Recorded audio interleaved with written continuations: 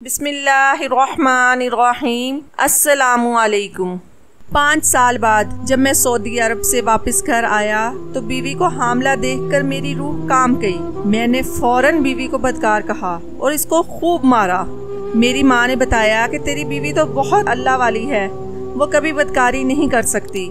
फिर बीवी मेरा पाँव पकड़कर बोली, खुदा की कसम ये बच्चा तुम्हारा है, जब बच्चा पैदा हो जाए तो तुम DNA टेस्ट करवा लेना। जब डिलीवरी वाले दिन बच्चे का टेस्ट करवाया तो मेरे सर पर आसमान गिर पड़ा, क्योंकि वो बच्चा तो मेरा, लेकिन कैसे? मेरा नाम आरिफ है और आज से 5 साल पहले मेरी शादी हुई थी, जिसमें मेरी रजामंदी बिल्कुल भी शामिल नहीं थी।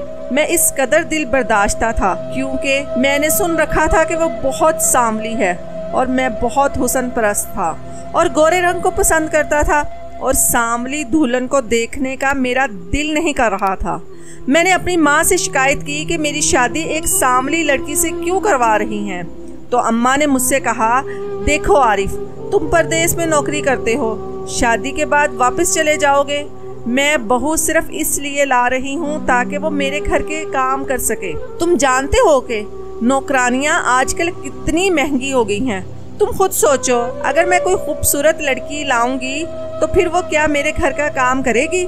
तुम इसे यहाँ पर छोड़कर जाना, वो सफाई करेगी, बर्तन धोएगी, खाना पकाएगी, कपड़े धोना और घर का सारा काम काज मैं उसके जिम्मे डाल दूंगी, और तुम परदेश में जाकर वहाँ किसी गोरी लड़की से शादी कर लेना। मेरी माँ की ये बात मुझे सही लगी। लेकिन अम्मा, मैंने सुना है कि वो पढ़ी लिखी है, MA पास है, तो क्या वो आपके काम करेगी? मैंने अम्मा से पूछा तो अम्मा ने कहा, हाँ मैं करवाऊंगी, बस तुम जाओ सऊदीया और वहाँ जाकर शादी कर लो, यहाँ का मामला मुझ पर छोड़ दो। मैंने सोचा अम्मा सही कह रही है, मैं तो वाकई परदेश चला जाऊंगा।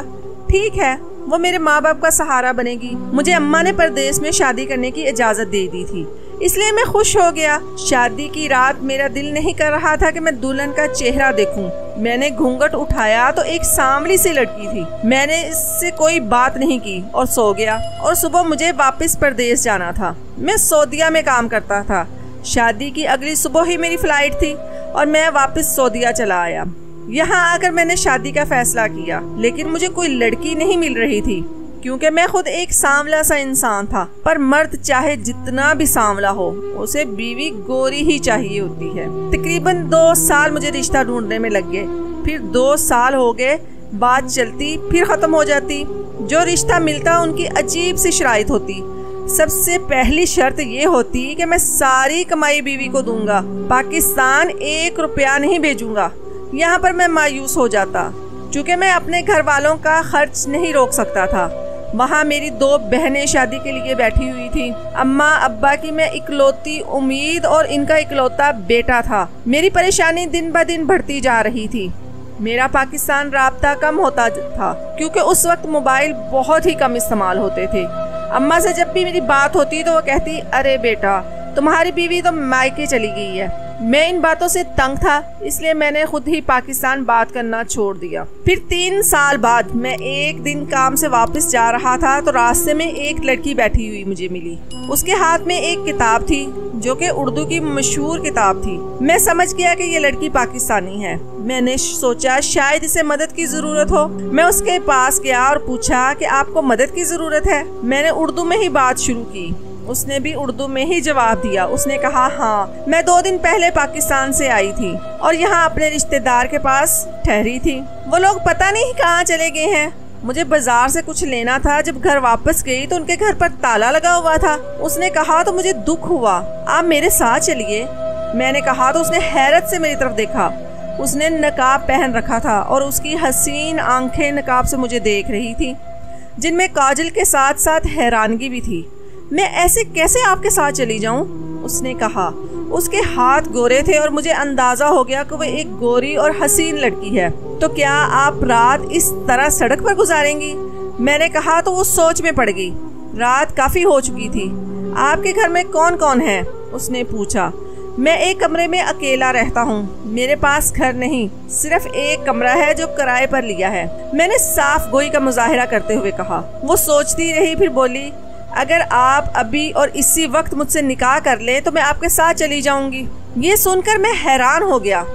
मुझे अपनी खुशकिस्मती पर यकीन नहीं आ रहा था कि इतनी खूबसूरत और गोरी लड़की मुझसे खुद निकाह कह रही है, वो भी बिना किसी शर्त। मुझे और क्या चाहिए था। मैं फौरन राजी हो गया। मैं उसी वक्त मस्जिद में लेकर उसको गया और निकाह कर लिया और खुशी से अपने छोटे से कमरे में लेकर आ गया। उस छोटे से कमरे में चूल्हा रखा हुआ था जहाँ पर मैं खाना बनाता था, मगर आज मुझे देर हो गई थी इसलिए मैंने खाना नहीं बनाया था। उसने अपना नाम राबिया बताया। राबिया ने कहा कि मैं खाना बनाती हूँ। फिर राबिया ने बहुत मज़ेदार खाना बनाया और हम दोनों ने मिलकर खाना खाया। मेरी खुशी की कोई इंतहा ना थी। मैंने राबिया से कहा, अब तो हमारा निकाह हो गया है, अब ये निकाब हटा दो, मुझे अपना चेहरा तो दिखाओ ताकि मुझे भी मालूम हो कि मेरी बीवी कैसी है। मेरे कहने पर उसने अपने चेहरे से निकाब हटा लिया तो मैं देखकर हैरान रह गया, क्योंकि वो मेरे तसव्वुर से भी ज़्यादा हसीन थी। मैं बहुत खुश हुआ और एक हफ्ते हमने बहुत खुशी से गुजारा। मैं रोज़ाना काम से वापस आता तो वो खाना पहले ही बना कर रख देती। मैं सुबह उठता तो मेरे लिए नाश्ता तैयार होता। मेरी जिंदगी तो जैसे मुझे जन्नत की मानद लगने लगी थी। लेकिन एक दिन अचानक मैं घर आया तो वो मुझे ना मिली। पहले तो मुझे लगा कि वो शायद कहीं चली गई है, वापस आ जाएगी, लेकिन फिर मुझे एक ख़त मिला। उस ख़त में लिखा था कि उसके रिश्तेदार वापस आ गए हैं और वो अपने रिश्तेदारों के पास जा रही है। ख़त क्या था? बस एक छोटी सी इबारत थी जिसे पढ़कर मेरे सर पर आसमान गिर गया और पैरों तले से ज़मीन खिसक गई। मेरे पास उसका कोई पता नहीं था। मैं पागलों की तरह उसे ढूंढने लगा, लेकिन ढूंढता भी तो कहाँ, वो तो मुझे एक सड़क पर मिली थी।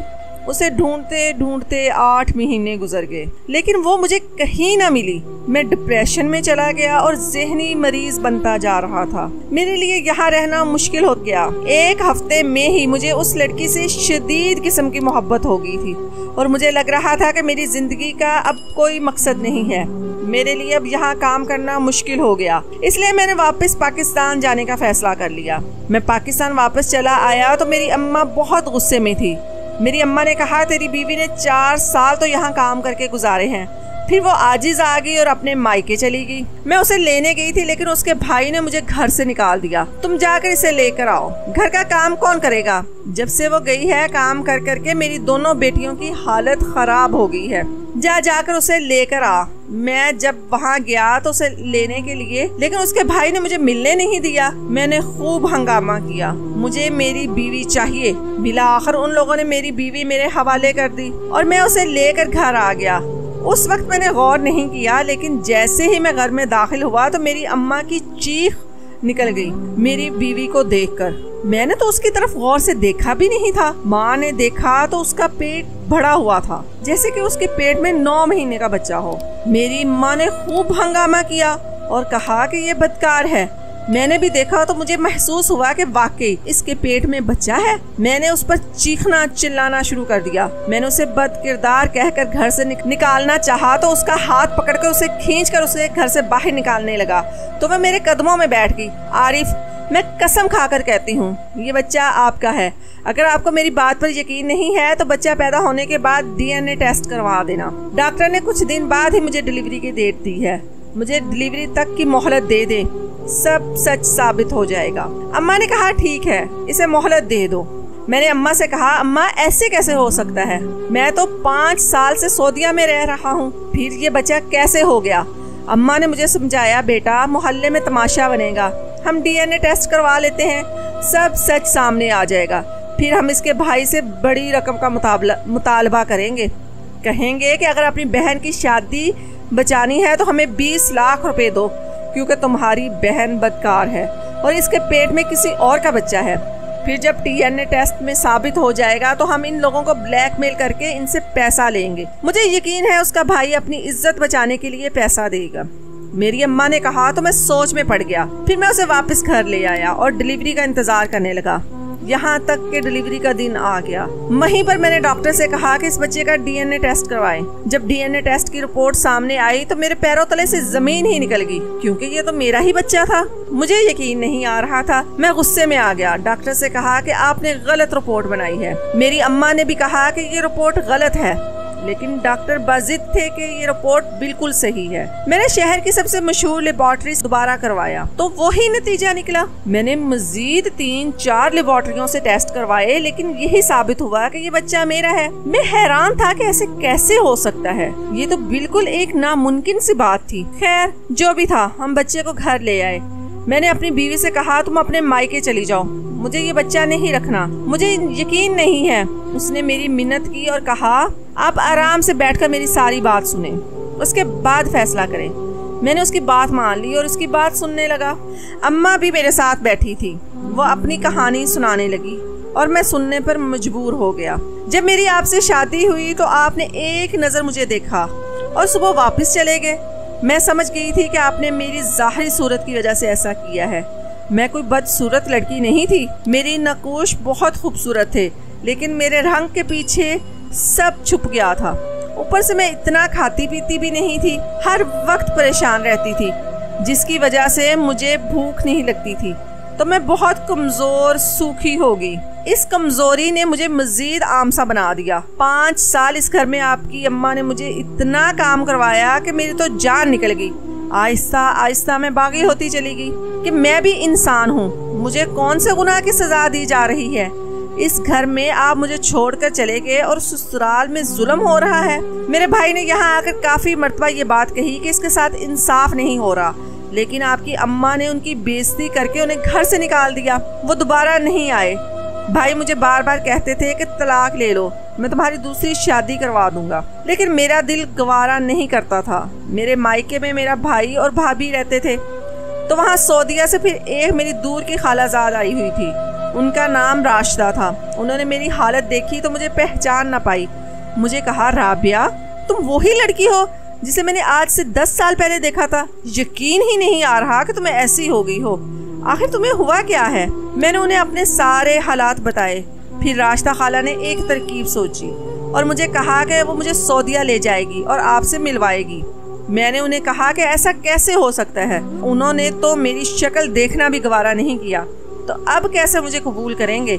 राशिदा खाला ने कहा ये बात तुम मुझ पर छोड़ दो, बस जैसा कहती हूँ वैसा करो। खाला राशिदा ने मुझे वाइटनिंग के इंजेक्शन लगवाए, जिससे कुछ हफ्तों में मेरा रंग चमकने लगा और मैं हैरान रह गई थी।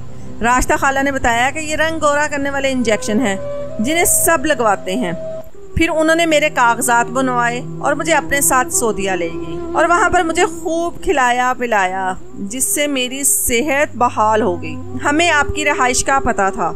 एक दिन आप वहाँ से गुजर रहे तो राशिदा खाला ने मुझे कहा कि तुम यहाँ पर बैठ जाओ, उसका ध्यान तुम्हारी तरफ चला जाएगा। ऐसा ही हुआ, आपका ध्यान मेरी तरफ चला गया और मेरी रंग और मेरी सेहत के बदलाव की वजह से आप मुझे पहचान ही ना पाए। आपने तो मुझे देखा ही नहीं था, आपने मुझे अनजान लड़की समझकर मुझसे फौरन निकाह कर लिया, हालांकि उस वक्त इसकी ज़रूरत नहीं थी। मैं तो पहले से ही आपके निकाह में थी। सेहतमंद खाने की वजह से मेरा जिस्म भरा भरा हो गया और मेरा रंग गोरा था, लेकिन ये खूबसूरती पक्की ना थी। जैसे ही इंजेक्शन का असर ख़त्म हो जाता तो मेरा रंग वापस सांवला हो जाता। जैसे ही मेरा रंग सांवला होना शुरू हुआ तो मैं वहाँ से निकल आई। मेरा वीज़ा भी पूरा हो गया था। मैंने वहाँ पर उम्रा किया, 21 दिन का मेरा वीज़ा था। फिर मैं वापस चली आई। पाकिस्तान आकर मुझे मालूम हुआ कि मुझे हमल ठहर गया है। मेरे घर वालों ने कहा कि तुम सब्र से काम लो हो और यहाँ पर रहो, बच्चा पैदा करो, फिर सारी हकीकत हम तुम्हारे शौहर को बता देंगे। मेरी बीवी ने सारी कहानी मुझे सुनाई और सबूत के तौर पर वो निकाह नामा भी मुझे दिखाया। रखी हुई मेरी घड़ी और चंद और चीजें उसके पास थी। मैंने जब गौर से देखा तो ये आंखें उसी की थी जिन पर मैं फिदा था, आवाज भी उसी की थी। यकीनन ये वही लड़की थी जिसे मैं ढूंढता रहा। फर्क सिर्फ इतना था कि उसका रंग फिर से सांवला हो चुका था और बच्चा पेट में होने की वजह से उसके चेहरे पर दाग धब्बे बन चुके थे, जैसा कि हामला औरतों के बनते हैं। मुझे यकीन आ गया कि ये बच्चा मेरा ही है। मेरी अम्मा ने कहा कि ये झूठ बोल रही है, झूठी कहानी सुना रही है, उसकी कहानी का यकीन मत करना। मैंने अम्मा से फौरन कहा कि नहीं अम्मा, ये झूठ नहीं बोल रही है, ये सच बोल रही है। ये वही लड़की है जिससे मैंने निकाह किया था और ये बच्चा भी मेरा ही है। मैंने कहा और उसे अपने साथ रखने पर मजबूर हो गया। ना मैं उसकी तरफ देखता ना बच्चे की तरफ। इस तरह 1 महीना गुजर गया।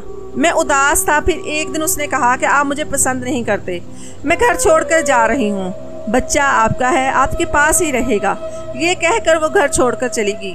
मैं दूसरे कमरे में सोता था और राबिया बच्चे समेत अपने कमरे में। वो चली गई मगर मुझे कोई फ़र्क नहीं पड़ा। सारा दिन बच्चा रोता रहा।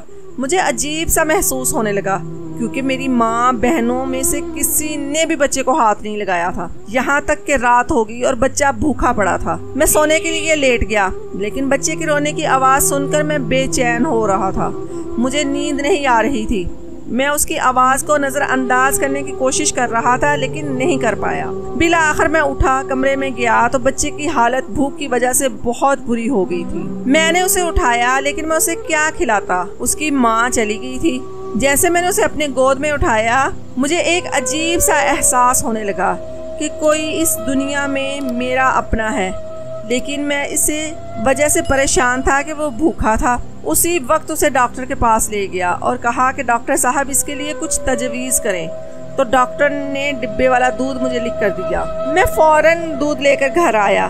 फीटर में दूध बनाकर उसे पिलाया तो उसे आराम आ गया। मैंने उसे अपने साथ सुला दिया। वो रात में बार बार जागता रहा और मैं उसके लिए दूध बनाता रहा और उसे पिलाता रहा। एक रात अपने बच्चे के साथ गुजारने के बाद मुझे लग रहा था कि मेरी जिंदगी में कोई आ गया है, मेरे जीने का कोई मकसद है, वरना मैं तो दूसरों के लिए जी रहा था। अब तक सिर्फ पैसा कमाने की मशीन बना हुआ था। घर वालों के लिए चंद ही दिन अपने बच्चे के साथ गुजारने के बाद मुझे अपने बच्चे से बेहद मोहब्बत हो गई। मैं खुद को इससे मोहब्बत करने से रोक नहीं पाया था क्योंकि वो मेरी औलाद थी। मुझे एहसास हुआ कि बच्चे को माँ की ज़रूरत है। मैं राबिया के मायके गया उसे लेने के लिए, लेकिन वो नहीं आई। अगली बार जब मैं गया तो बच्चे को अपनी गोद में उठा कर गया और उसे कहा, मेरे लिए नहीं आओ, इसके लिए तो आ जाओ, हमारा बच्चा है, हम दोनों मिलकर इसे पालेंगे। मेरी बात सुनकर राबिया की आंखों में आंसू आ गए। उसने बच्चे को फौरन अपने सीने से लगा लिया। उसने अपना सामान उठाया और मेरे साथ चली आई। आज मुझे लग रहा था कि मेरा घर मुकम्मल हो गया है। मैंने अपना बिस्तर वापस अपने कमरे में लगा लिया जहां मेरी बीवी और मेरा बच्चा सोते, क्योंकि मैं अपने बच्चे के बगैर नहीं रह सकता था। दोनों को अपने कमरे में देखकर मुझे इतनी खुशी हो रही थी कि मैं लफ्जों में बयान नहीं कर सकता। मुझे अफसोस होने लगा कि मैं अपनी अम्मा की बातों में आकर इतने खूबसूरत एहसास से दूर रहा। पिछले 5 साल से आज ये एहसास मुझे इस कदर हसीन लग रहा था। मेरी और राबिया के दरमियान कोई बात नहीं हुई, हम बस बच्चे के मुतालिक बातें करते रहते थे। फिर मुझे एहसास हुआ कि दूसरों की बातों में आकर मैंने राबिया के साथ बहुत नाइंसाफी की है। मैंने सोच लिया कि मैं अपने किए की उससे माफ़ी मांगूंगा, हालांकि मैंने जो किया था वो माफ़ी के काबिल नहीं था। राबिया, मुझे माफ़ कर दो, मैंने तुम्हारे साथ बहुत बुरा सलूक किया है। आज मुझे एहसास हो गया है कि तुम बहुत अच्छी लड़की हो। मुझे मोहब्बत भी हुई थी तो तुमसे हुई थी और अब फिर से तुमसे मोहब्बत होने लगी है। तुमने जो कुछ भी किया अपने हक हासिल करने के लिए किया था। मुझे तुमसे कोई गिला नहीं है। मैं माफ़ी के काबिल नहीं हूँ, लेकिन फिर भी तुमसे माफ़ी मांग रहा हूँ, मुझे माफ़ कर दो। मैंने राबिया के सामने हाथ बांधकर उससे माफ़ी मांगी तो उसकी आंखें फिर से भर आईं। उसने मुझे फौरन माफ़ कर दिया। मैं तुमसे वादा करता हूँ कि आज के बाद तुम्हें कोई दुख नहीं दूंगा और तुम्हारा बहुत ख्याल रखूंगा। मेरी ये बात सुनकर वो खुशी से सरशार हो गई। मैंने उससे वादा किया कि मैं तुम्हें अलग घर में रखूंगा, मगर उसने इनकार कर दिया। नहीं, मुझे अलग घर नहीं चाहिए था, मैं यहाँ पर ही खुश हूँ। मुझे आपकी मोहब्बत चाहिए थी, मुझे मिल गई। मुझे घर की ख्वाहिश नहीं है और माँ बाप से बेटे को जुदा करके मुझे कोई खुशी नहीं मिलने वाली। मैं ऐसी नहीं हूँ। राबिया ने कहा तो उसकी ये बात दरवाजे की चौखट पर खड़ी उसकी अम्मा ने सुन ली। अम्मा की आंख भर आई और वो कमरे में आई और राबिया से अपने किए की माफ़ी मांग बैठी। बेटा, मुझे माफ़ कर दो, मैंने तुम्हारे साथ बहुत बुरा सलूक किया है। हालांकि आज भी तुम हमें छोड़कर जाने को तैयार नहीं हो। आज तुम्हें इसका इख्तियार था। आज के बाद तुम मेरी बहू नहीं, बेटी हो। मेरी अम्मा ने राबिया को गले लगाते हुए कहा तो उस वक्त मुझे लगा कि मेरी दुनिया वाकई ही आज मुकम्मल हो गई है। कितनी अजीब बात है कि सिर्फ एक रंग को बुनियाद बनाकर मैंने जिस लड़की के साथ बुरा सलूक किया, आज मेरा घराना इसी लड़की ने मुकम्मल कर दिया। ये गोरा रंग और ये खूबसूरती तो 4 दिन की चांदनी है और वक्त के साथ ढल जाती है, लेकिन असल चीज़ इंसान की सीरत है जो कभी मानद नहीं पड़ती। मैं खुदा का शुक्र अदा करता हूँ कि उसने मुझे राबिया जैसी बीवी अता की। राबिया के साथ मैंने अपने अल्लाह से भी अपने किए की माफ़ी मांगी तो उसके बाद मुझे सुकून आ गया। आज हम उस घर में खुशगवार जिंदगी गुजार रहे हैं।